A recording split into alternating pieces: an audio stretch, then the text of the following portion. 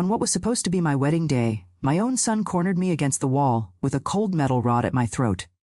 "Either you cancel this wedding or I'll bury both of you today," he screamed. The white dress I was wearing nearly became my shroud. Good afternoon, everyone. What a blessing to be able to speak with you all today. My name is Ida Florence Grace. I'm 72 years old and live in this peaceful little town of Willow Springs in rural Missouri. I was born right here in this corner of the Ozarks, and after many twists and turns in life, I ended up returning to put down roots where it all began. Today, my greatest pleasure is spending afternoons on my porch, watching people pass by and trying to guess their stories. I've set up a special corner there with my mother's rocking chair, and that's where I watch the world go by. The view overlooks the town center where I can follow the movement in the square and greet folks I know. I always have freshly brewed coffee and homemade butter cookies for anyone who drops by. You know, I've always had this gift for understanding people just by looking at them. It's as if I can read what isn't being said. Sometimes someone passes by smiling, but I can see the hidden sadness in their eyes. Other times I see a couple arguing in the square and know they'll make up before they get home. I think it was after everything I went through in life that I developed this sensitivity. In the evenings, I like to watch my old movies. I have a DVD collection that my grandchildren keep telling me is a thing of the past. But for me, each of these films holds a little piece of life. I especially enjoy romances and dramas that show how complicated human relationships can be, perhaps because my own life would make quite a movie, wouldn't it? My home is my greatest pride. Small but immaculate with everything in its place. The walls are painted light blue, a color that soothes the soul, and I have little plant pots everywhere. Call it an old woman's hobby, but I like to see living things around me. Each corner has a special touch. Curtains I sewed myself, family photos in vintage frames, the collection of figurines on the shelf. Keeping everything in order gives me a sense that at least here I can control things. And all of you watching me now, tell me in the comments, what town are you watching from? And what time of day did you find this grandmother talking? Are you having morning coffee, afternoon tea, or already in your pajamas getting ready for bed? I imagine you on the other side as if you were visitors on my porch, and that warms my heart. Let me know, okay? I want to know each person who takes time to listen to this old lady. Today, I wanted to share with you a story I've carried for many years. A story about choices, about trusting the wrong people, and about how sometimes salvation comes from the hands we least expect. It's not easy to talk about this even after so much time, but perhaps my experience might help someone going through something similar. It all began when I was widowed with a young son to raise. And years later, when my hair was already turning gray, I thought I had found a second chance at love. I was born here in Willow Springs on market day, as my mother, Sarah Josephine Grace, used to say, a strong woman who woke before sunrise and went to bed after everyone else in the house. Daddy's name was Orville Fenton Grace. A man of few words but many gestures of affection. He worked the land, had a small plot where he planted beans, corn and potatoes. Sometimes when the rain was good, we could even sell some at the town market. Our house was simple, wooden with a tin roof at the end of Maple Street. It had just 2 small bedrooms, one for my parents and another where we 5 children slept. I was in the middle with 2 older sisters, Mary Ann and Jo Beth, and 2 younger brothers, Clayton and Andrew. Oh, how I miss them. Today, only Andrew and I remain. He lives in Springfield and comes to visit during the holidays. The floor was wooden, which Mama swept every day with a broom she made herself. In the kitchen, a wood stove that stayed lit all day, and a water pitcher that kept water cool even on the hottest days in the Ozarks. The bathroom, it was an outhouse in the yard. Poor Mama had to carry water from the well for everything. My childhood was simple, but rich with affection and teachings. We would wake up early with the Ruers's crow. Mama was already up preparing breakfast, cornbread with milk when we had it, or with butter when things were better. After breakfast, the girls would help with household chores while the boys went with Daddy to the fields. I loved when they sent me to fetch water from the well. It was far, but on the way, I would meet my friends Dorothy, Martha, and Kitty. We would walk together, balancing buckets of water on our heads like true artists. We talked about the boys at school, about the stories the teacher told, and dreamed about the day we would visit St. Louis, which to us seemed like an enchanted place. At school, we studied in a single room with children of various ages together. The teacher, Miss Linda, was strict but fair. I remember she would get especially upset when we arrived late because of the distance. Knowledge waits for no one, she would say. She was the one who taught me my first letters and encouraged me to continue studying, even when Daddy thought girls didn't need much education. The games of that time were simple. Spinning tops, marbles, hopscotch, hide-and-seek in the yard full of fruit trees. There was an apple tree that was my favorite hiding spot. I would climb up there and stay quiet, eating the fruit while others searched for me. At night, we would sit on the porch to listen to stories the elders told. Ghost stories, tales of the boogeymen, they said, appeared on moonlit nights, of the spirits that protected the forests. Life was hard, but we didn't notice so much because it was the same for everyone. During droughts, we struggled. Daddy had to work on more distant farms, sometimes gone for weeks. Mama cried in secret, but in front of us, she always maintained her strength. God is good and doesn't abandon his children, she repeated like a mantra. It was during this time that I began developing this way of observing people. Children notice everything, don't they? I saw when Mama disguised her sadness, noticed when Daddy came home too tired even to talk. I perceived the glances between adults when something bad happened in the neighborhood. I think that's how I learned to read in people's eyes what their mouths didn't say. At 12, I met Arthur, a new boy who arrived at school. He was the son of a shopkeeper who came from Kansas City to try his luck in Willow Springs, a different boy with a sweet look and polite manner. The other girls whispered, but I remained quiet, just watching. One day he offered me a piece of the cake he brought in his lunchbox. It was the beginning of a friendship that years later would turn into something more. In those days, I already dreamed of being a teacher like Miss Linda. I wanted to teach children, show them there was a bigger world beyond those dry lands. Mama supported me as much as she could. Behind Daddy's back, she saved some coins to buy notebooks and pencils for me. My daughter will be somebody in life, she would tell her friend. The town festivals were the most anticipated moments of the year. The 4th of July with the high bonfire, music playing all night, and traditional foods, corn on the cob, apple pie, barbecue, and the harvest festival in October when people from all neighboring towns came and the square was full. That's when we saw different clothes, new hairstyles, and dreamed of a less difficult life. When I turned 15, Daddy allowed me to go to the dance at the harvest festival. I wore a dress sewn by Mama, made from fabric my godmother brought from St. Louis, light blue with a sash at the waist. I felt like a princess. It was at this festival that I danced for the first time with Arthur, already a 17-year-old young man. He had grown up handsome, worked with his father at the general store, and had plans to study accounting. Life followed its natural course in Willow Springs.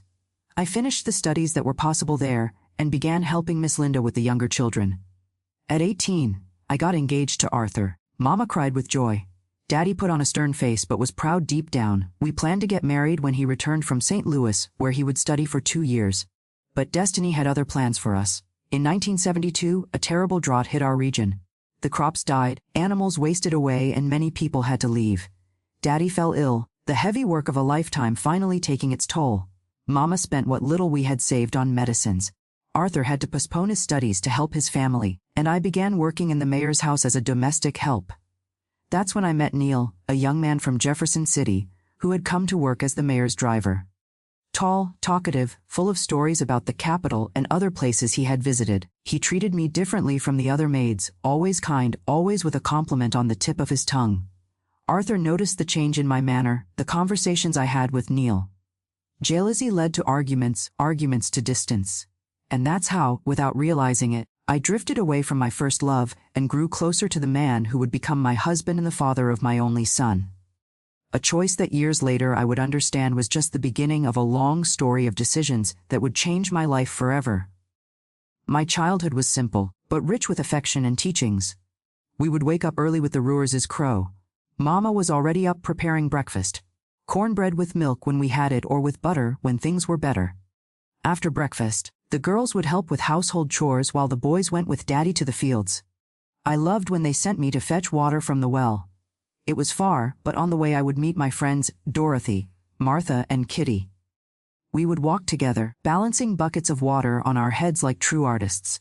We talked about the boys at school, about the stories the teacher told, and dreamed about the day we would visit St. Louis, which to us seemed like an enchanted place. At school, we studied in a single room with children of various ages together. The teacher, Miss Linda, was strict but fair. I remember she would get especially upset when we arrived late because of the distance. "Knowledge waits for no one," she would say. She was the one who taught me my first letters and encouraged me to continue studying, even when Daddy thought girls didn't need much education. The games of that time were simple. Spinning tops, marbles, hopscotch, hide and seek in the yard full of fruit trees. There was an apple tree that was my favorite hiding spot. I would climb up there and stay quiet, eating the fruit while others searched for me. At night, we would sit on the porch to listen to stories the elders told. Ghost stories, tales of the boogeyman, they said appeared on moonlit nights, of the spirits that protected the forests. Life was hard, but we didn't notice so much because it was the same for everyone. During droughts, we struggled. Daddy had to work on more distant farms, sometimes gone for weeks. Mama cried in secret, but in front of us, she always maintained her strength. God is good and doesn't abandon his children, she repeated like a mantra. It was during this time that I began developing this way of observing people. Children notice everything, don't they? I saw when Mama disguised her sadness. Noticed when Daddy came home too tired even to talk. I perceived the glances between adults when something bad happened in the neighborhood. I think that's how I learned to read in people's eyes what their mouths didn't say. At 12, I met Arthur, a new boy who arrived at school. He was the son of a shopkeeper who came from Kansas City to try his luck in Willow Springs. A different boy with a sweet look and polite manner. The other girls whispered, but I remained quiet, just watching. One day, he offered me a piece of the cake he brought in his lunchbox. It was the beginning of a friendship that years later would turn into something more. In those days, I already dreamed of being a teacher like Miss Linda. I wanted to teach children, show them there was a bigger world beyond those dry lands. Mama supported me as much as she could. Behind Daddy's back, she saved some coins to buy notebooks and pencils for me. My daughter will be somebody in life, she would tell her friend. The town festivals were the most anticipated moments of the year. The 4th of July with the high bonfire, music playing all night, and traditional foods, corn on the cob, apple pie, barbecue, and the harvest festival in October when people from all neighboring towns came and the square was full. That's when we saw different clothes, new hairstyles, and dreamed of a less difficult life. When I turned 15, Daddy allowed me to go to the dance at the harvest festival. I wore a dress sewn by Mama made from fabric my godmother brought from St. Louis, light blue with a sash at the waist. I felt like a princess. It was at this festival that I danced for the first time with Arthur, already a 17-year-old young man. He had grown up handsome, worked with his father at the general store, and had plans to study accounting. Life followed its natural course in Willow Springs. I finished the studies that were possible there, and began helping Miss Linda with the younger children. At 18, I got engaged to Arthur. Mama cried with joy. Daddy put on a stern face but was proud deep down. We planned to get married when he returned from St. Louis where he would study for 2 years. But destiny had other plans for us. In 1972, a terrible drought hit our region. The crops died, animals wasted away and many people had to leave. Daddy fell ill, the heavy work of a lifetime finally taking its toll.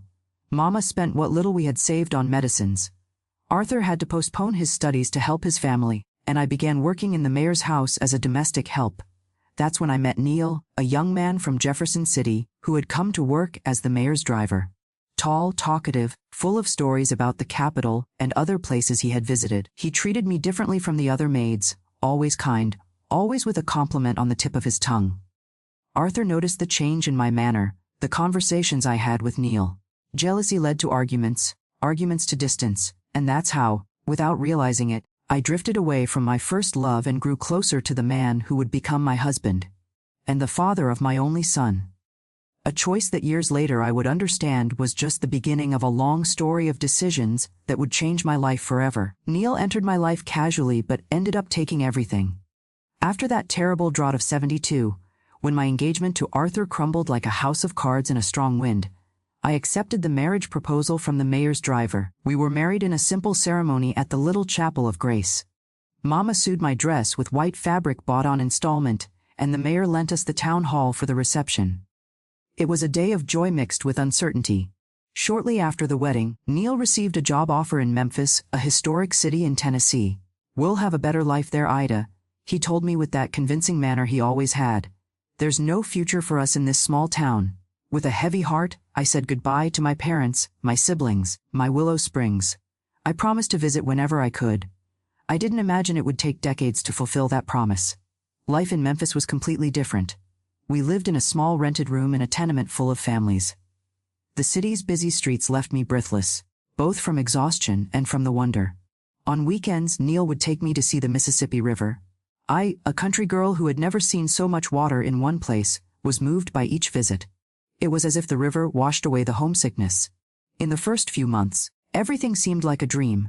Neil worked as a private driver for a construction businessman and always brought some little gift for me. A lipstick, a scarf, a cheap bracelet. I found work as a maid in a wealthy family's home in East Memphis.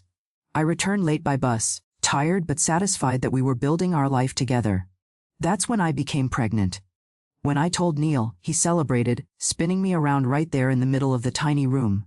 "It's going to be a strong boy like his father," he said, already planning the future of a child not yet born. And it was indeed a boy. I chose the name Timothy in honor of my paternal grandfather whom I loved so much. Timothy Forrest Grace, born at Baptist Memorial Hospital in Memphis on a rainy March dawn in 1975. With the baby's arrival, our life became tighter. I had to leave work for a few months, and Neil's salary barely covered rent and food. It was during this time that I noticed the first changes in him. He came home late, smelling of alcohol. When I asked where he had been, he would get irritated, pounding the table. "I'm working double shifts to support you both, woman, and I still have to explain myself." When Timothy was 6 months old, I went back to work now as a lairess for several families in the neighborhood. I left my little boy with a neighbor, Mrs. Zelda, an elderly lady who had lost her children in a flood years earlier, and treated the tenement children as if they were her grandchildren. She charged little and cared with love. "Go to work without worry, my dear. Little Timmy is in good hands."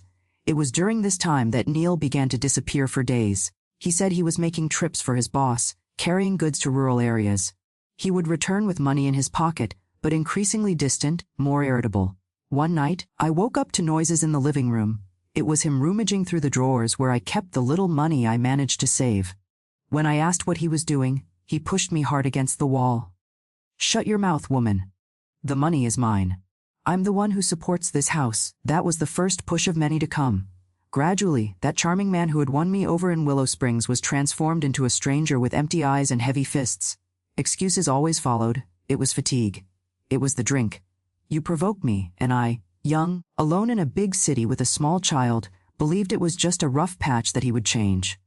Timothy grew up handsome and smart, the spitting image of his father, but with an observant manner that reminded me of myself.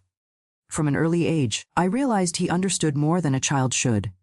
When he was 4, after a night when Neil came home violent, I found my little boy in his room hugging his pillow, eyes wide with fear. "Everything's okay, my son." I lied with a swollen lip.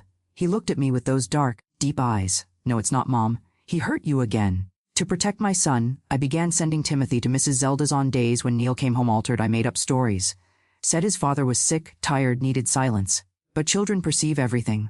By age 6, Timothy was already placing himself in front of me when his father raised his voice.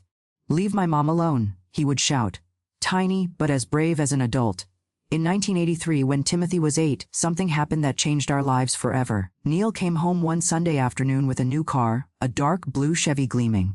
"Come see what your husband got, Ida," he shouted from the street. I went down with Timothy, suspicious. In 8 years of marriage, we had never been able to afford even a bicycle, let alone a car like that. "Where did this car come from, Neil?" I asked while Timothy ran around the vehicle amazed. "Got it from the boss woman. Promotion. Now I'm delivery supervisor going to coordinate other drivers." The story didn't make sense, but I had learned not to question too much. That night, he took us to dinner at a steakhouse in downtown Memphis, the first time we had eaten out in years. In the following weeks, life seemed to improve. Neil brought money home, talked about buying an apartment, about putting Timothy in a private school. He came home earlier, less violent. He even gave me a gold earring and necklace set for my birthday. I wanted to believe that things were finally working out for our family. One Thursday, I was hanging clothes on the community clothesline when I saw 2 men in suits entering the building. They asked for Neil with the blue Chevy. My heart froze. Woman's instinct that has seen much suffering. I said he wasn't home, that he was my husband. What did they want with him? They showed police badges. "Mom, we need to ask some questions about your husband's activities." In that terrible conversation, I discovered that Neil had not been a businessman's driver for almost a year. He was involved with transporting stolen goods, smuggling from the border, and God knows what else. The blue Chevy had been bought with dirty money. I cried, denied, said it was a mistake. But deep down I knew. All the signs were there. I just didn't want to see. That night, Neil didn't come home. The next day I learned from the radio news there had been a police chase on Interstate 40. A car had rolled over. The driver died instantly. It was him. He died as he had lived in recent years, running, hiding, taking risks that ended up costing his life. I found myself a widow at 30 with an 8-year-old son to raise, without money, without family nearby, and with the shame of being the criminal's wife.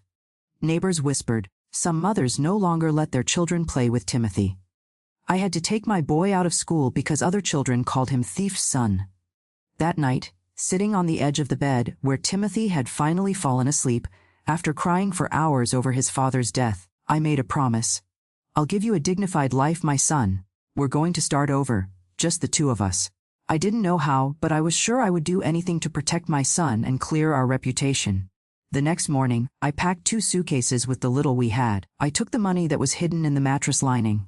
Savings from years of hard work that I hid from Neil. It wasn't much, but it would cover tickets and survival for a few weeks. I took Timothy by the hand, and we went to the bus station, not to Willow Springs. Shame prevented me from returning to my hometown as a failure. I chose Lebanon, a city in Tennessee big enough to start over anonymously, close enough to feel like home. Where are we going, Mom? Asked Timothy, clinging to my skirt as we waited for the bus. To our new life, my son, just the two of us against the world. He squeezed my hand with that strength and determination that already showed the protective man he would become. I'll take care of you, Mom. I promise. What I didn't know was that this innocent promise from an 8-year-old boy would transform years later into a protection so fierce it would almost destroy us both. Lebanon welcomed us with the typical warmth of Tennessee and the busy movement of its famous farmers market. We rented a small room in the back of Mrs. Emily's house, a widow who took pity on me and my little boy. Young woman with a small child needs help, she would say. At first it was difficult. I washed clothes, cleaned houses, sold homemade cookies at the market on weekends. Timothy, at 8 years old, already helped me as he could, carrying loads of laundry, delivering the cookies. I managed to enroll Timothy in a public school where he soon stood out for his intelligence. Your son is very smart, Mrs. Grace, the teacher would tell me. He has a future. Those words were balm for my tired heart. At night, after a whole day of work, I still found strength to sit with him, check his notebook, encourage his studies. It's by studying that you'll have a better life than ours, my son. The years in Lebanon were of much work, but also of reconstruction. I saved penny by penny until I could rent a simple house in a better neighborhood. I got a steady job as a cook in a downtown diner. Timothy grew up strong and determined. In his teens, he started working after school, delivering groceries from the neighborhood market. All the money he earned, he gave to me. Save it for our own house, Mom. But not everything was roses. As he grew up, Timothy became increasingly closed off, distrustful of everyone. He didn't make friends easily, didn't bring colleagues home. When I tried to have one or another boyfriend, he made a point of scaring away the suitors. None of these guys are any good, Mom. They're all like my father. And the hardest part was that deep down I myself was afraid to get involved again. The marks Neil left were not only on the body but on the soul. When Timothy turned 18 in 1993, he got a position at Bank of America through a competitive exam. It was an immense joy. My son, a bank employee with a good salary, health insurance, stability, everything I had dreamed for him. That day I cried with happiness. See, my son, all sacrifice was worth it. With Timothy's stable job and my work at the diner, we finally managed to buy our own little house, small but ours, in a nice neighborhood. Timothy made a point of taking care of everything for me. You've worked too hard, Mom. Now it's my turn to give back. Gradually, I let him take control of the accounts, the decisions. It was easier that way, and I was tired of being the family pillar. Time passed, and Timothy, now a man of almost 30, remained single, living with me. When I brought up the subject of a girlfriend marriage, he would change the subject. I already have you to take care of, Mom. I don't need anyone else. That began to worry me. A son so attached wasn't natural. I wanted him to have his own family, his own life. But at the same time, I felt secure with him around. In 2005, an opportunity arose at the bank where Timothy worked, a transfer to Oak Ridge in eastern Tennessee. The salary would be better, the working conditions, too. I'll refuse, Mom. I won't leave you here alone. For the first time in a long time, I put my foot down. You will go, Timothy. It's a chance to grow in your career. I'll be fine here. I'm used to Lebanon. After much insistence, he accepted the transfer, but with one condition. I would go with him. We sold our little house in Lebanon and moved to Oak Ridge, a different city, far from everything we knew, but with new opportunities. Timothy quickly adapted to work. I not so much to the city. I missed Tennessee's warmth, the accent, the food, the people. It was in Oak Ridge in 2010 when I was already 58 years old and Timothy, 35, that I met Alan Morgan. He was a client of the bank where Timothy worked, a businessman in the grain industry, a widower about 10 years older than me. It started with a good morning in the supermarket line, then a coffee on Sunday after church, and soon we were meeting regularly. Alan was different from all the men I had known. Kind without seeming fake, attentive without being suffocating. He treated me like a queen, took me to places I never imagined visiting. For the first time in decades, I felt like a woman again, not just a mother. I blossomed like the flowers in the garden after the rain. When I told Timothy about Alan, I saw his face change. It was as if a dark cloud passed over his eyes. "Who is this old man? What does he want with you?" With each question, his voice grew more altered. I tried to calm him, explain that it was just a friendship, but deep down, I knew it was already more than that, and Timothy knew it, too. The following weeks were tense. Timothy investigated Alan's life on his own, looked for information at the bank, questioned acquaintances. He has something to hide, Mom. Nobody is that perfect. When I went out with Alan, Timothy called several times, invented emergencies to make me come home. 6 months after meeting Alan, he asked me to marry him. It was during a simple dinner at his house without grand gestures, just sincere words. "Ida, life gave me a second chance with you. I don't want to waste more time. Will you be my wife?" My heart almost leaped out of my mouth. At 59 years old, I didn't expect to get married again, to have another chance to love and be loved. When I arrived home that night, I found Timothy waiting for me in the living room with a tense face. "What did that old man want with you until this hour?" I took a deep breath and told him about the marriage proposal. His reaction was worse than I had imagined. He knocked over the coffee table with a slap, screamed, called me ungrateful. "After everything I've done for you, you're going to trade me for a stranger. He just wants a free housekeeper." In the following days, the situation only got worse. Timothy missed work, started drinking, something he had never done before. He followed Alan around town, called him, making veiled threats. I thought about ending everything to protect Alan and calm my son. But a part of me, the one that had been suffocated by decades of sacrifice, screamed for freedom. Alan remained firm despite the threats. "I understand your son's concern, Ida, but I won't give up on us." He suggested that the three of us talk to clear things up.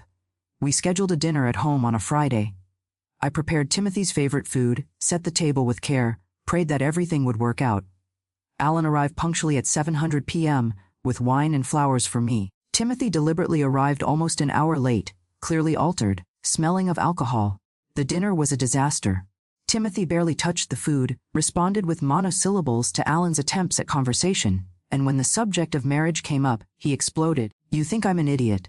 You think I don't know what's happening here. This old man just wants what's ours." Alan remained calm, even when Timothy accused him of being an opportunist, of having ulterior motives with me. "Your son is scared, Ida. It's natural. He's afraid of losing you." His tranquility only made Timothy more furious. Before the situation worsened, Alan said goodbye, leaving me alone with my son. That night, we had the worst argument of our lives. "Either him or me, Mom. Choose now." For the first time, I didn't give in to Timothy's demands. "Son, you will always have my love, but you can't decide my life. I will marry Alan." He left slamming the door and didn't come home that night.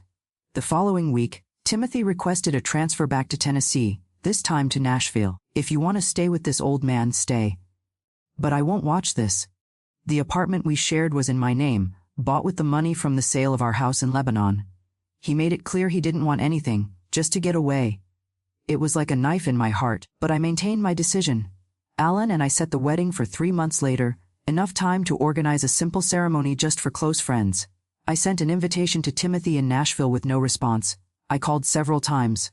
He didn't answer. The pain of not having my only son at my wedding was almost unbearable.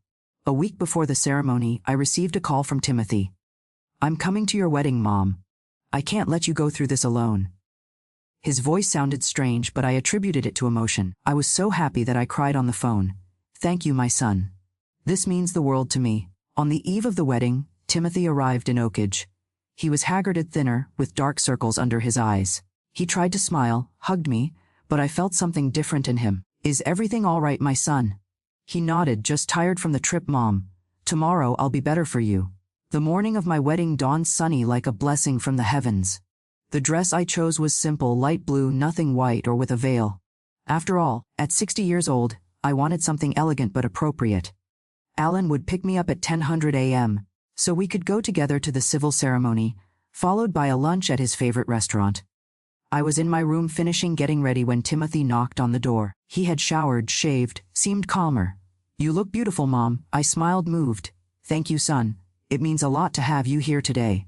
It was then that everything changed. Timothy locked the bedroom door, and when he turned to me, I saw a look I didn't know, something wild, desperate. In his hand, he carried a metal rod he had torn from the bathroom curtain. "There won't be any wedding, Mom. I won't let that old man take you away from me." I tried to calm him, tell him that no one was taking me away, that I would always be his mother, but Timothy wasn't listening anymore. "All these years taking care of you, protecting you, and this is how you repay me?" By marrying a stranger. He pressed the metal rod against the wall near my face, cornering me. "Either you cancel this wedding now or I'll leave here and end you both." My heart raced. The boy who had sworn to protect me now threatened me. The son I raised with so much love now looked at me with hatred. In that moment I understood that I had created not a protector but a jailer. For years I allowed Timothy to control my life, my decisions, all in the name of maternal love. Now I was a prisoner of this distorted love. "You don't understand, Mom. That man is not who he says he is," Timothy shouted, pressing the metal rod against the wall, so close I could feel the cold metal almost touch my neck. "The shipment he's waiting for at the port. It's not grain." That phrase spoken in the midst of Timothy's madness lit something in my mind. "What are you talking about, son?" He continued, the words coming out uncontrollably. "I investigated him, Mom. False documents, strange meetings, overseas contacts. This so-called Alan is no grain businessman at all." In that terrible moment, cornered by my own son, clarity took hold of me. It was as if, for the first time in decades, I could see beyond the layers of maternal love and glimpse the truth. Timothy wasn't just jealous. He really believed he had discovered something about Alan. With what little calm I could gather, I spoke softly. "Timothy, lower that rod. Let's talk properly. Tell me what you discovered." He hesitated, the metal trembling in his hand. "Will you listen to me? Will you believe me?" I nodded, and slowly Timothy lowered the metal rod. His eyes still had that frightening intensity, but at least he wasn't directly threatening me anymore. I heard his conversations at the bank. "Mom, strange calls about a shipment arriving at the Jacksonville port. Documents with values that don't match what he declares. He is not who he says he is." Even in the midst of that terror, a part of me, the one that learned to survive Neil, knew I needed to buy time. "Okay, son, you win. I'll cancel the wedding." Timothy looked at me suspicious. "Do you swear, Mom, you won't marry him?" I nodded. "Give me the phone so I can call him." With a trembling hand, Timothy passed me his cell phone. Instead of calling Ellen, I dialed Bernard, Timothy's cousin, a police officer in Nashville, who had come for the wedding. When he answered, I spoke in a controlled voice.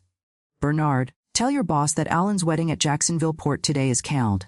The bride won't show up. I need you to come to my house urgently. Timothy is not feeling well." I hung up the phone and faced my son. His eyes oscillated between confusion and relief.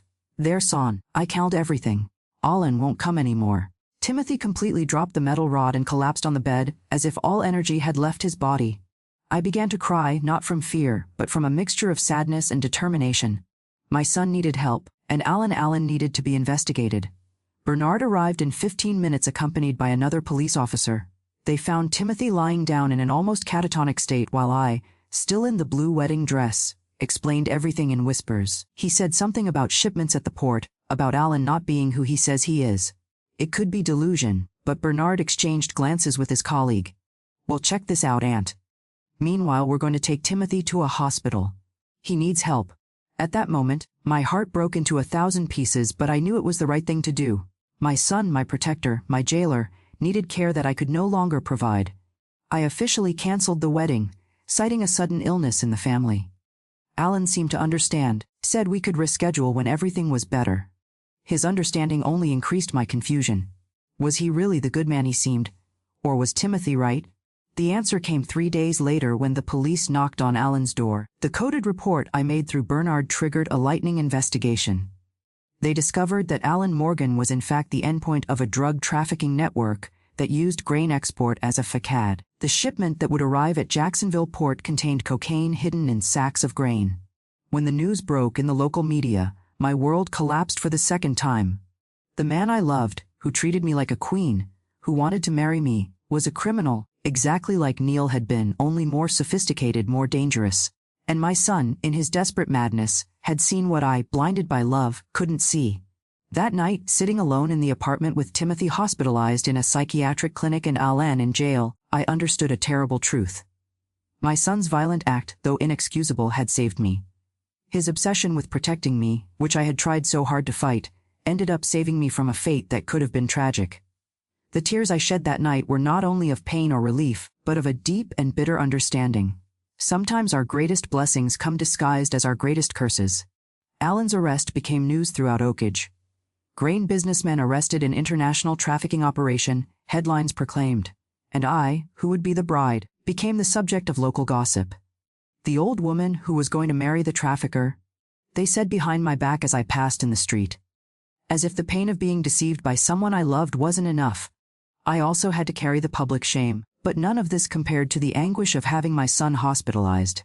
Timothy was in a psychiatric clinic in Knoxville, diagnosed with obsessive disorder and psychotic break.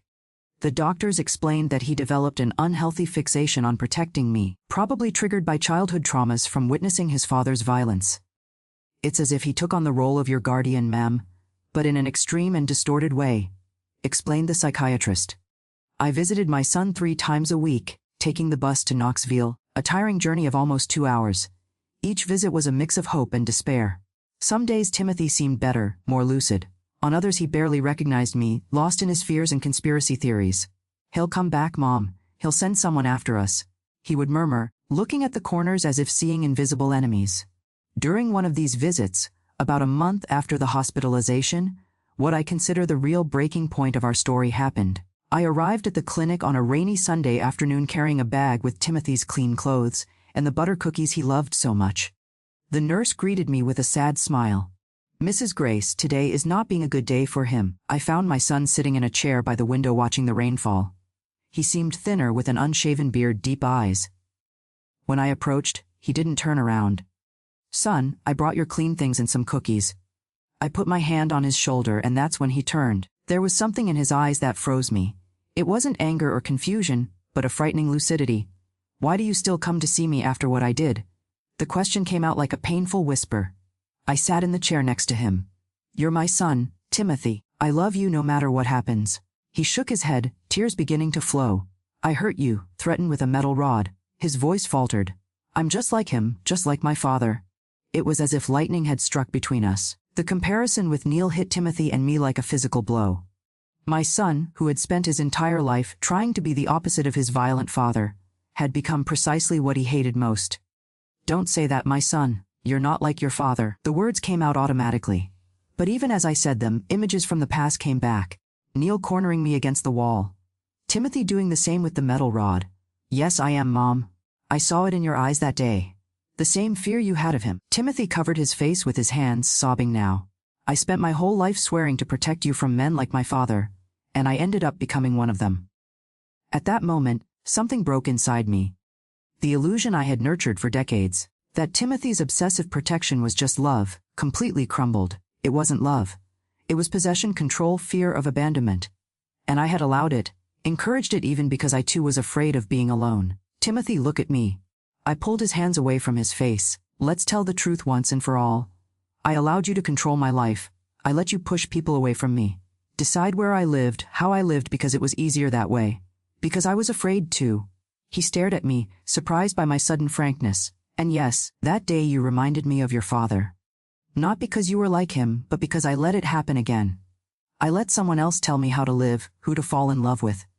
I took a deep breath, feeling a strength I didn't know I had. "But the difference, my son, is that your father never realized the harm he did, and you're here suffering because you realized. And the worst part is that I was right about him, Mom. Alan really was a criminal." Timothy's voice came out bitter. "Even so, what I did is unforgivable. You were right about Alan. Yes, and that probably saved my life. But the way you did it—" I paused, looking for the right words. "We can't continue like this, Timothy. This obsession with protecting me is destroying us both." It was then that he said the words that changed everything. "I think we need to separate, Mom. I can't stay near you now. I don't trust myself." The shock of that phrase was like a blow to the stomach. In all our lives, we had never really separated. Even when he went to Nashville, I knew it was temporary, a tantrum. But now it was different. He was an adult man recognizing that we needed distance to heal. The doctor said, "I can do the treatment somewhere else." He continued, "There's a clinic in Chattanooga in East Tennessee, closer to our roots, but far enough from you and all this." My tears were falling uncontrollably now. "If that's what you need, son, it's what we both need, Mom. You'll never be truly free with me around." He held my hands. "I want you to go back to Willow Springs. Go back home to your people. The house we bought in Lebanon is still rented, brings in a little money, and I have savings in the bank. I can't accept your money, son." "Yes, you can. I owe you this, a chance to start over away from me, from my madness." That night, lying alone in the apartment in Oakage, I had a vivid dream. I was in Willow Springs in my childhood home. Mama was preparing coffee in the kitchen. Daddy was coming in from the fields. I was a child again, without the weights and marks of life. In the dream, I heard Mama saying something she always repeated. "Everything has its time under heaven, my daughter. A time to plant and a time to harvest, a time to cry and a time to smile again." I woke up with my face wet with tears, but with a clarity I hadn't felt in years. Timothy was right. We needed to separate to heal. He from the unhealthy obsession of protecting me. I from the dependence I created on this protection. The next morning I called my brother Andrew in Springfield. After so many years apart, his voice sounded strange but welcoming. I told him everything about Alan, about Timothy, about my decision to return to Missouri. "Come, my sister. It's high time you returned to your land." The week that followed was one of difficult but necessary decisions. I spoke with Timothy's doctor, who agreed with the transfer to Chattanooga. It will be good for him to be closer to his roots, but with the therapeutic distance from you. I resolved practical issues, sold some furniture, terminated the lease, organized the paperwork for Timothy's treatment transfer. The last visit to the clinic was the most painful.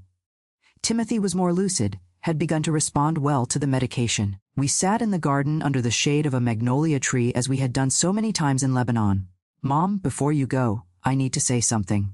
Timothy seemed nervous, restless, hands in his lap that day with the metal rod. "I really thought I was protecting you. In my head, I was saving you from another Neil." "I know, son." I held his hand. "You always wanted to protect me since you were little, but it wasn't just that." He avoided my gaze. "It was fear too. Fear of being alone. Of losing you to someone else, as if you were my property." His voice faltered. "Sick, isn't it? It's human, son. We all have our fears. The difference is how we deal with them." I squeezed his hand. "I'm proud of you for recognizing this." When I was there in the room with that metal rod, something burst inside me. It was like I could see myself from outside, acting just like my father. I was horrified with myself. He finally faced me, red eyes. "I could have really hurt you, but you didn't, son. And now we're here trying to fix things." The craziest part is that I really had discovered things about Alan. Strange documents at the bank, suspicious phone calls. I tried to warn you in a normal way at first, but you didn't believe me. Then I started getting desperate. This detail always disturbed me. How did I, who prided myself on understanding people, not see the signs with Alan? Perhaps because, like Timothy, I was also trapped in the past, just in a different way. So desperate to have love in old age that I ignored the warnings. "Son, I think we both need to learn to trust again. In ourselves first, then in others." I took a deep breath, feeling the scent of the garden flowers. "You're going to get treatment in Chattanooga. I'm going to start over in Willow Springs, and when the time is right, we'll meet again. Do you really think one day I'll get better, that we can have a normal relationship?" The hope in his voice almost broke my heart. "I'm sure, my son, because you're strong. You always were." I smiled through tears. "Stronger even than you imagine." We hugged for a long time, as if trying to keep a little of each other for the lonely days to come. When we separated, Timothy held my face in his hands as he did when he was a child. "Forgive me, Mom, for everything. Only if you forgive me too. For not realizing sooner, for letting it get to this point." Where even then, he smiled slightly. The first genuine smile in months. When I got up to leave, Timothy held my wrist for a moment. "Mom, when you get to Willow Springs, plant an apple tree in the yard for me, like the one Grandma had." "I will, son. And when you come to visit me, there will be ripe apples waiting for you." I left the clinic feeling a mixture of pain and liberation. It was as if at 60 years old, I was finally cutting the umbilical cord, not just to free my son, but to free myself too. The road ahead would be difficult for both of us, but for the first time in a long time, I felt we were heading in the right direction. 3 days later, with 2 suitcases containing what was left of a lifetime, I boarded the bus to Missouri. As the vehicle left Tennessee, I looked out the window at the vast expanses of the countryside stretching to the horizon. So many turns life takes. I left Willow Springs as a girl, passed through Memphis, Lebanon, Oak Ridge, and now old, I was returning to where it all began. During the long journey, I had time to think about everything that had happened. How could a woman who always prided herself on reading people not realize she was raising an emotionally dependent son? How did I not see the signs that Alan was not who he claimed to be? Perhaps because deep down I too was trapped in unhealthy relationship patterns, repeating with my son and with Alan the same mistakes I made with Neil. On the third night of the journey, the bus stopped at a station in southern Illinois. I got off to stretch my legs and buy a coffee. I was in line at the snack bar when an elderly lady, probably in her 80s, approached me. "You're going back home, aren't you?" She smiled, showing the gaps in her teeth. Surprised by the approach, I just nodded. You can see it in the eyes. There's a different shine when we're going back to the place we should never have left. She gently squeezed my arm. "Everything will be all right, child. We can always start over, no matter the age." Those words from a complete stranger were like a balm. I returned to the bus with a sense of peace I hadn't felt in a long time. Maybe it was true. Maybe it's never too late to start over.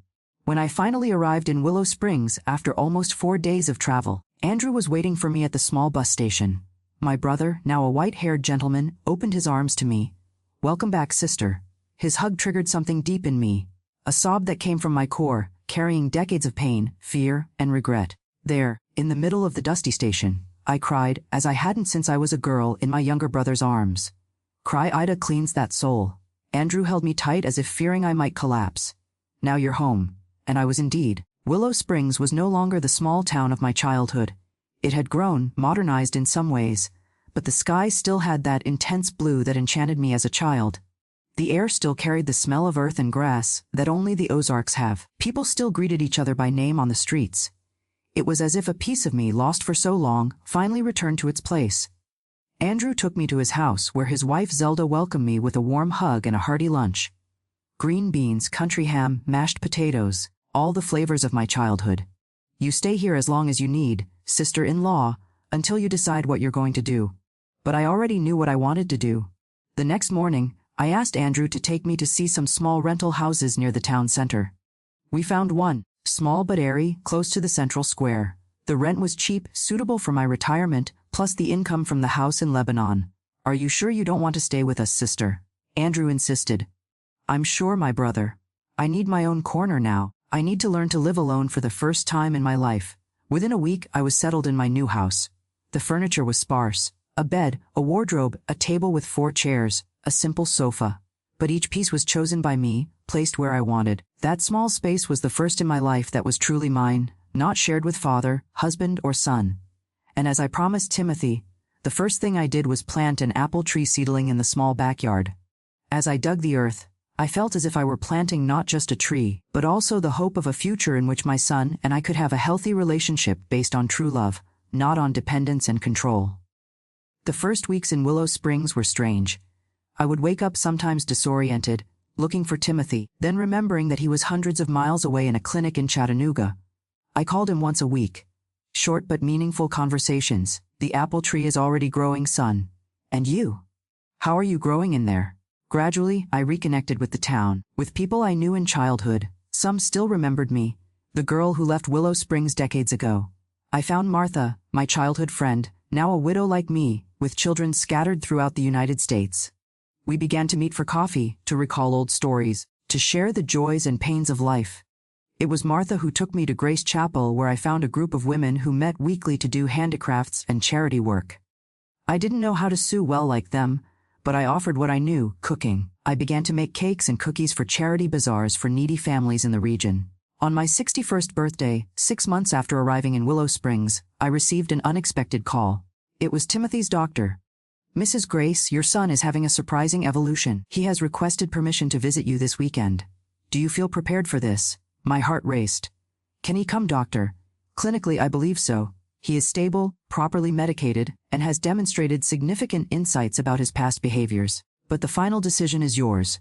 If you think it's still too early, no, doctor, it's time. Tell him I'm waiting." That Friday, I arranged the house like never before. I changed the sheets on the bed. Timothy would stay in my room. I would sleep on the sofa, prepared his favorite food, swept the yard where the apple tree was already showing the first signs of blossoms. I was as nervous as a teenager before the first date. When I heard the knocks on the door, I needed to take several deep breaths before opening it. There was my son, thinner with some white hairs he didn't have before, but with a different look, calmer, more centered. "Hi, Mom." His voice came out low, almost shy. "My son." I opened my arms and he came to me not as the possessive man he had been but as the boy I held in my lap after a nightmare. That weekend was a milestone in our story. We talked a lot, cried together, asked forgiveness from each other. Timothy told me about the treatment, about how he was learning to identify his emotional triggers to deal with the fear of abandonment. "The doctor says I may never be completely cured, Mom. That it's a process, but I'm learning to control it, not to let it dominate my life, our lives." On Sunday, before he left, we went to the backyard together to see the apple tree. "It's growing strong," observed Timothy, gently touching one of the new leaves. "Like you, my son." I held his hand, growing towards the light. When the bus departed, taking Timothy back to Chattanooga, I didn't feel the despair I expected. There was sadness, of course, but also a new hope. We were both finally on the right path. That moment, seeing my son depart, not as a desperate rupture, but as a necessary step in our healing journey, was when I knew we had truly turned a page. The metal rod that was once between us had been transformed into something new. Not an instrument of threat, but a building tool for a different future.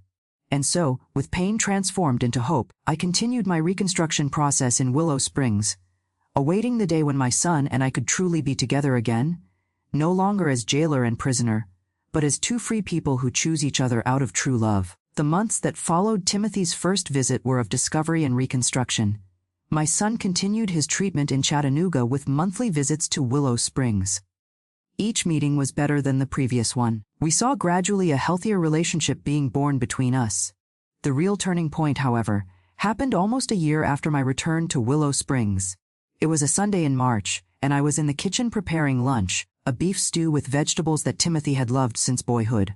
I was waiting for him, who would come to spend the weekend with me, as was becoming customary. When I heard the knocks on the door, I went to answer, wiping my hands on my apron. My son was there, with a different expression on his face, lighter, calmer, and beside him, a young woman, pretty with curly hair and a shy smile. "Mom, this is Emma. She's a social worker at the clinic where I'm being treated." I looked surprised at the young woman who extended her hand to me. "Nice to meet you, Mrs. Grace. Timothy talks a lot about you." I invited the two in, trying to hide my surprise. Timothy had never brought anyone on his visits. In fact, besides Neil, I couldn't remember my son being seriously involved with any woman. His obsession with protecting me always occupied all the space in his life. During lunch, I observed how Timothy looked at Emma. There was affection there, respect, perhaps the beginning of something deeper. Emma told me she was originally from Louisville, that she had been working with recovery patients for 5 years, and that she met Timothy in the therapy groups at the clinic. Initially, it was a professional relationship, she explained with a calm voice. But as Timothy evolved in treatment, we began to talk more to get to know each other outside the sessions. Timothy, who once controlled every aspect of my love life, was now introducing someone important to him. It was as if the universe had turned upside down, but in the most beautiful way possible. After lunch, while Emma helped wash the dishes, Timothy called me to see the apple tree in the backyard.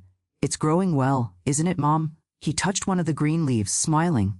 "Yes, it is, son, like you." I looked towards the kitchen where Emma was softly humming while drying the dishes. "She seems to be a very good young woman."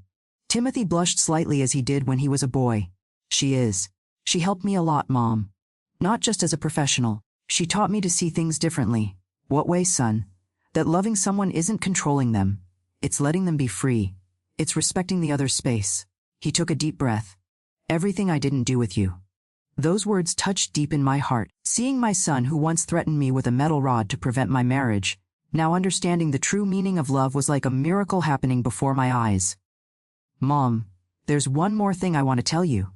Timothy seemed nervous. "I was approved in a competitive exam for Bank of America here in Missouri.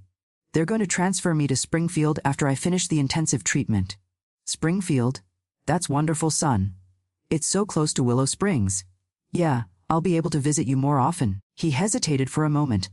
"And Emma also got a transfer to the Family Service Center in Springfield. We're thinking about living together."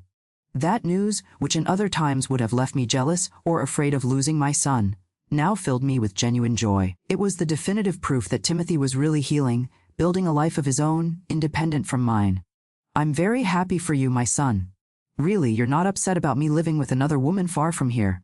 I shook my head, smiling. Son, all I ever wanted was to see you happy. And now, for the first time, I'm seeing you truly happy, not just worried about me. That night, after Timothy and Emma left, I sat in my rocking chair on the porch, contemplating the stars. I felt a peace I hadn't known for many years. My son was finding his way, and I finally was finding mine. 2 weeks later, I received an unexpected visit.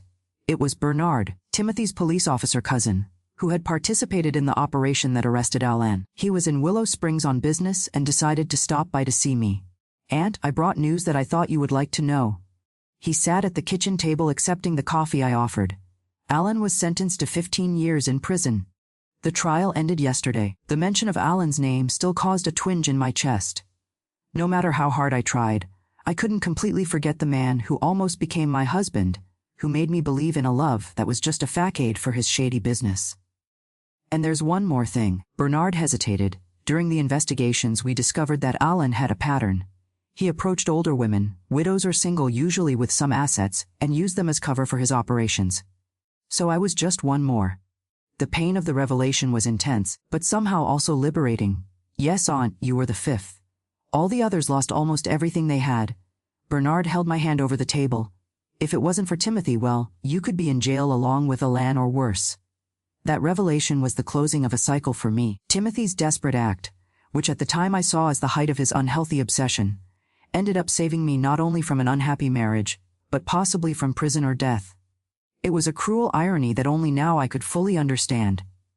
Thank you for telling me, Bernard. I think I needed to hear this to truly move forward. After he left, I sat in the backyard near the apple tree that was already beginning to bear its first fruits. I picked an apple still green, feeling its firm texture between my fingers. Like that fruit, I too was in the process of ripening, slowly transforming. The next morning, I made a decision. I took the bus to Lebanon, where I went to the house we still kept rented. I talked to the lawyer who handled the contract and initiated the process to officially transfer the property to Timothy's name. It was my gift to him and Emma to start their life together. When I returned to Willow Springs, I found Martha waiting for me at the door with a worried expression. "Ah, I looked for you all day. Where were you, woman?" "In Lebanon, resolving some matters." "Why did something happen?" "Remember the women's group from the chapel? We're organizing a new project, a support center for women victims of violence here in town. The group president nominated you to coordinate." I was speechless. I, who spent years being a victim, was now invited to help other women escape the same fate. But why me? I don't have any experience in this. Yes, you do, Ida. You lived the experience firsthand, and more importantly, you survived to tell the story.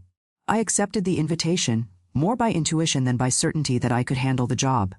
The Willow Springs Women's Support Center began small, operating in a room adjoining the chapel.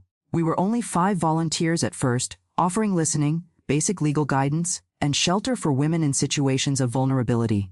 It was in this work that I found a new reason to live. Every time a woman arrived with a downcast look, hunched body, apologizing for her own existence, exactly as I was for so many years, I felt I was doing something truly important. 3 months after the project's beginning, a young woman named Claire sought us out. She was 23, had 2 small children, and marks of beating all over her body. "My husband said if I leave home, he'll kill me," she told between sobs. "But I can't take it anymore.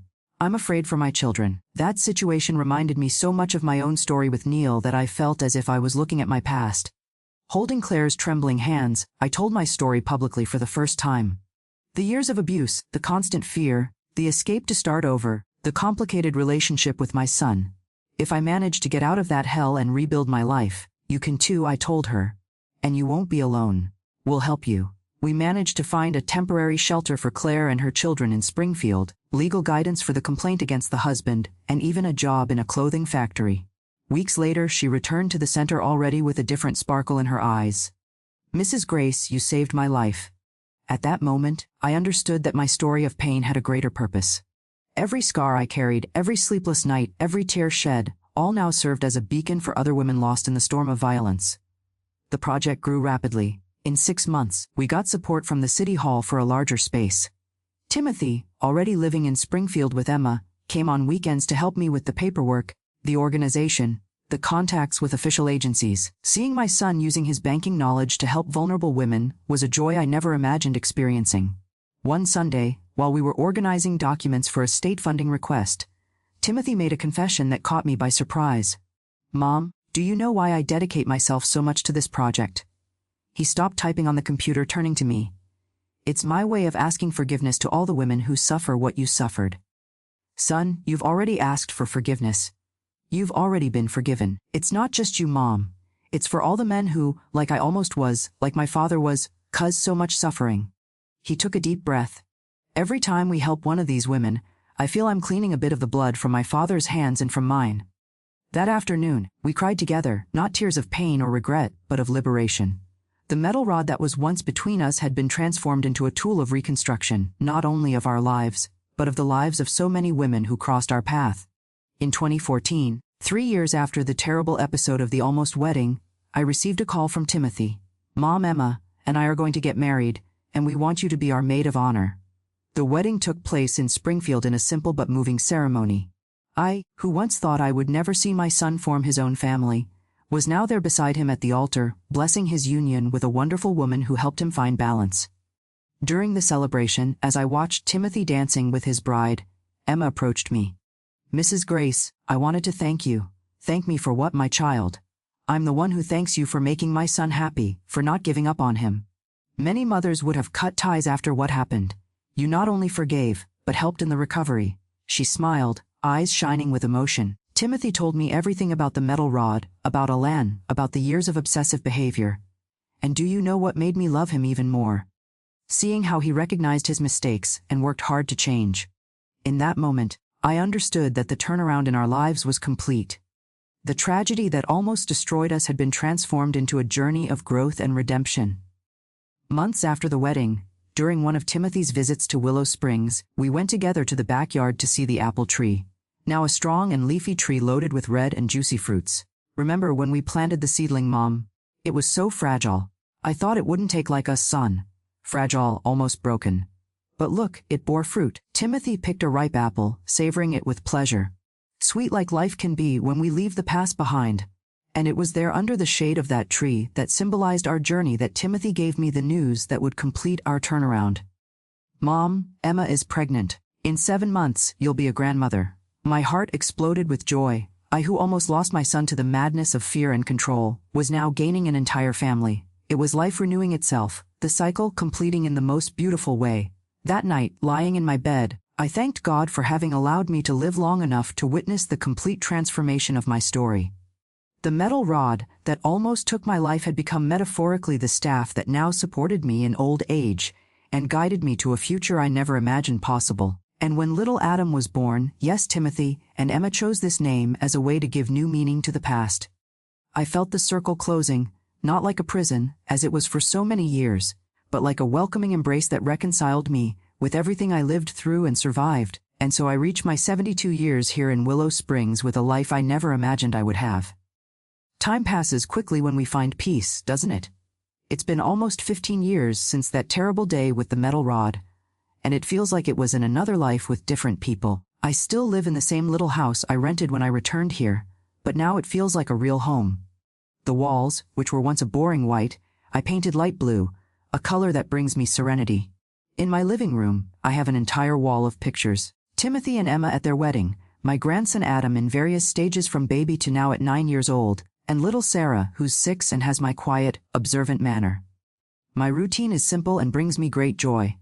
I wake up early as I've always done with the first Ruiz's crow. I have my coffee on the porch watching the movement in the square. Then I tend to my plants. I have a small garden, but it's colorful with roses, sunflowers, and herbs that I use in cooking. The apple tree, the very same one I planted when I returned, is now a leafy tree that bears fruit twice a year. 3 times a week I go to the Women's Support Center, which now operates in its own building, donated by the city. I no longer coordinate the day-to-day operations. I left that work to marry a young lawyer full of energy, but I continue to be what they call a senior counselor. It's a fancy name for saying I'm the old lady who tells stories and gives advice based on life experience. On Tuesdays and Thursdays, I receive groups of 4 or 5 women at home who are going through difficult situations. We talk, drink coffee, sometimes I cry with them. I don't have professional training for this, of course, but I have the soul scars that give me authority to say, I know what you're feeling, my dear, and I can guarantee there is life after suffering. On weekends, the house becomes livelier. Timothy and Emma come from Springfield with the children.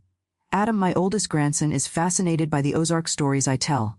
Sarah, the little one, prefers to help me in the kitchen, learning the old recipes my mother taught me. We make cornbread, hominy, sweet potato pie, all the food that marks our Midwestern culture. Timothy is doing very well. At 50, he's already the manager of the Bank of America branch in Springfield. Respected in the community, he still does therapy once a month, more as maintenance than out of necessity. As he says himself, it's like a car checkup, Mom, better to prevent than to fix.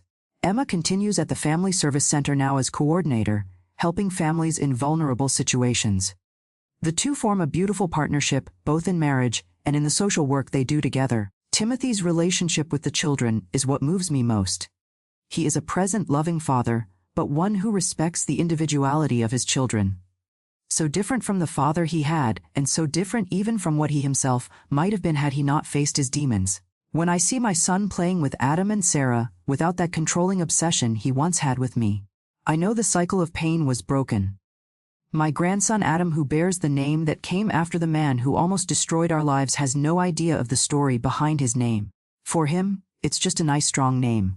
One day when he's older, we'll tell him how his name represents not the person who inspired it, but the redemption that came afterward.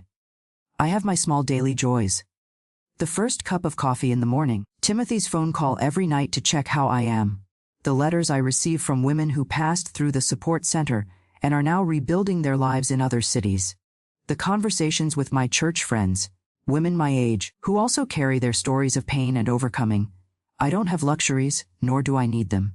My retirement, plus a small help that Timothy insists on giving me every month, is enough to live with dignity. I can even save a little for emergencies and to buy special presents for the grandchildren on birthdays and Christmas. My brother Andrew still lives in Springfield now with more fragile health. I visit him once a month, spending the weekend with him and Zelda. These are precious moments where we recall our childhood, our parents, the siblings who have already departed. Old age has these things. It reconciles us with the past, even with the painful parts. 3 years ago I received unexpected news. Alan Morgan, the man who almost became my husband, had died in prison. The information came through Bernard, who is still in the police force and always keeps in touch. I confess I felt nothing. Neither joy nor sadness nor relief. It was as if that story belonged to someone else, not to me. I just thanked Bernard for the information and continued my day normally. That chapter had been closed for a long time. Sometimes sitting on my porch on Sunday afternoons, I observe life passing by and wonder how it would be if I had taken other paths. If I had stayed in Lebanon instead of following Timothy to Oakage, if I had married Alan, ignoring my son's warnings, I probably wouldn't be here to tell this story. Perhaps I would be in prison or worse. It's strange to think that the most terrible moment of my life, being threatened by my own son, ended up being what saved me. Recently, I started a small personal project. I'm writing my memoirs in a notebook to leave for my grandchildren. It's not an organized work like a book, just stories, reflections, advice. I want them to know where they came from, the difficulties their grandmother and father faced, so they could have the peaceful life they have today. I want them to understand that the strength running through their veins was forged in suffering, but also in love and overcoming. At the support center, I created a ritual with women who managed to leave situations of violence. We take a plant seedling, usually a resilient flower like evening primrose or portia, for them to plant in their new homes. This plant, I tell them, will grow along with your new life. Each flower that blooms will be a reminder that you too can flourish after the storm. Last month, one of these women, Jennifer, returned to the center 5 years after having passed through it. She brought in her arms a mature evening primrose full of flowers. Mrs. Grace, my plant got so big I had to replant it. I brought a cutting for you so other women can have the same chance I had. At that moment, I cried as I hadn't in a long time. It was confirmation that the work we do has meaning, has continuity. My health, thank God, is still good for a 72-year-old lady. I have high blood pressure controlled with medication, a bit of arthritis on rainy days, and my eyesight isn't what it used to be. I use glasses for reading and sewing, but I still walk to the square every day, still cook my own meals, still take care of the house without needing help. Timothy always insists I should have someone to help me, but I like doing things my way at my pace. Nights are the loneliest time, I won't deny. When all the chores are done, when the house is quiet, sometimes memory brings back the difficult moments. I remember Neil, his violent hands. I remember Timothy cornering me with the metal rod. I remember Alan, his fake smile that hid so many lies. But I've learned not to let these memories dominate me. They're just ghosts. They can't hurt me anymore. I have a ritual for these difficult hours. I go to the kitchen, make a cup of chamomile tea with herbs picked from my own garden, sit in the rocking chair, and open the photo album. I look at photos of my grandchildren, of Timothy and Emma's wedding, of the women we've helped at the center. And slowly the shadows dissipate, giving way to gratitude for being alive, for having survived, for having transformed so much pain into something useful and beautiful. I never became romantically involved with anyone after Alan. Not because of trauma or fear, but because I discovered a simple truth. I'm fine with myself. My heart is filled with the love of my children, my grandchildren, the friendships I've cultivated, the work I do. If a companion appears someday, he will be welcome. But it's no longer a necessity, as it once was. Life has taught me that we are stronger than we imagine, that we can survive things that seemed impossible to bear, that sometimes our salvation comes from the most unlikely hands, and that it's possible to transform the worst experiences into wisdom and compassion. When I look back at the girl who left Willow Springs, at the young woman who endured an abusive marriage, at the mother who raised a son alone, at the mature woman who almost fell into the trap of another dangerous man, at the lady who returned to her roots to heal, I see a continuous line of learning and growth, and I'm proud of this journey, with all its scars. Today, sitting on my porch in Willow Springs, watching the sunset paint the sky orange and pink, I can finally say, I've found peace. It's not a perfect or constant peace. Real life doesn't work that way. It's a peace that coexists with the pain of memories, with everyday worries, with the awareness of my own mortality. But it's genuine, it's mine, and it was hard-won. And when my grandchildren ask how I managed to get here, I answer with a simple phrase that became my life motto. We don't choose all the storms we face, but we can choose how we'll come out of them. Drowned or swimming to the shore. I chose to swim. And here I am on the beach of my old age, looking toward the horizon with the certainty that despite everything, it was worth it. My dear ones, I've come this far after much struggle. The story I've told isn't just mine. It's the story of so many women who live trapped in relationships that hurt the soul. I've learned that age doesn't define our strength. At 60, when many think life is ending, I discovered that mine was just beginning. My wrinkles are maps of survival. Each one tells a story of pain overcome. Life has taught me that even in the deepest darkness, our inner light never goes out. Even in my darkest days, when Neil was abusing me, when my own son cornered me with that metal rod, there was a spark of hope that refused to die. I discovered that we are stronger than we imagine, especially when we think we can't take it anymore. The human spirit is like the prairie. It seems to die in the drought, but just a little rain is enough for it to be reborn. My story isn't about what they did to me, but about how I chose to respond. Timothy and I could have become bitter people, perpetuating the cycle of violence. Instead, we chose healing, forgiveness, transformation. Abuse leaves invisible scars, but we can flourish even after the storm. Like my apple tree that I planted upon returning to Willow Springs, which started fragile and today provides shade and fruit. If you're going through an abusive situation, seek help.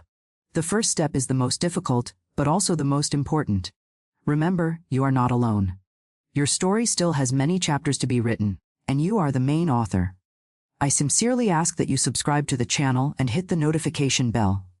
Each story shared here may be the light someone needs to find their way out. And if this story touched your heart, leave in the comments the word restart. It's a powerful word that carries everything I've learned in these 72 years, that we can always begin again, no matter what happened before. Do it now. Your message might be the hug someone needs at this very moment. From my porch in Willow Springs, contemplating my apple tree that grew along with my liberation, I send each of you my grandmotherly embrace. May you find strength in difficult days and peace in your heart